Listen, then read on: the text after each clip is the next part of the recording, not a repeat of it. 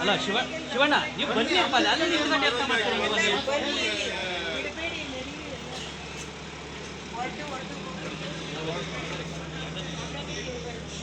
ಬುದ್ಧಿ ನೀವು ಈ ಥರ ಹೊಟ್ಟೋದ್ರೆ ನಾವು ಯಾವ ಥರ ಮಾಡಬೇಕು ಬುದ್ಧಿ?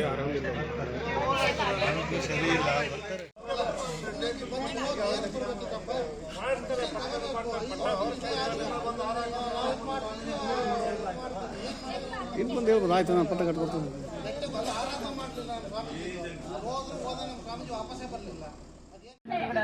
ಅವ್ರು ಯಾಕೆ ಬಂದ್ರು ಇವೆಲ್ಲ ನಾವು ಏನು ಭಿನ್ನಾಭಿಪ್ರಾಯ ಸರಿಪಡಿಸ್ಕೊಳ್ಳಿ.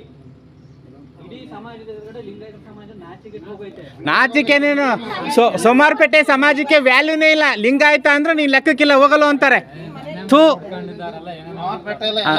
ಸದ್ಯಕ್ಕೆ ಸೋಮಾರ್ಪೇಟೆ ಅಂತೂ ಇನ್ನೂ ಲೀಸ್ಟ್ ಅಲ್ಲಿ ಇದೆ. ನಾವು ಅಭಿವೃದ್ಧಿ ಹೊಂದಬೇಕಲ್ವಾ ಸುರೇಶಣ್ಣ? ಏನು ಹಿಂಗೆ ಇರ್ಬೇಕಾ?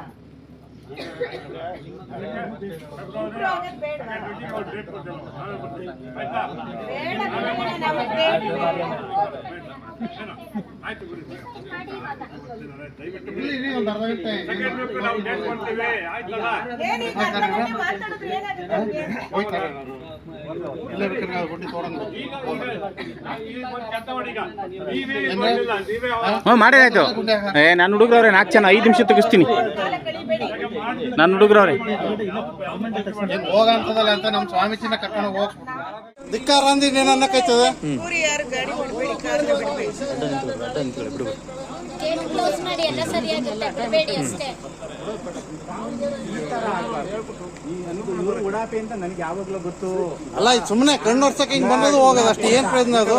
ಈಗ ಅವ್ರ ಬರಕ್ಕೆ ಹೇಳಿದ್ರೆ ಬಂದ್ರಲ್ಲ, ಅವ್ರಿಗೆ ಗೌರವ ಕೊಡ್ಬೇಕಲ್ಲ. ಗೌರವ ಸ್ವಾಮೀಜಿ ಬೇಡ ನಮ್ಗೆ, ಅದು ಮಾಡೋ ಅವಶ್ಯಕತೆ ಇಲ್ಲ.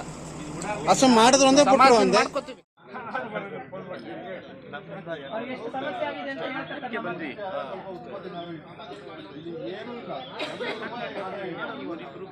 ನಾವು ಯಾರು ವೈಯಕ್ತಿಕ ನಾವು ಕೇಳ್ತಾ ಇಲ್ಲ, ಸಮಾಜಕ್ಕೆ ಕೇಳ್ತಾ ಇರೋದು. 1 ರೂಪಾಯಿ ಲಾಭ ಬರೋಲ್ಲ.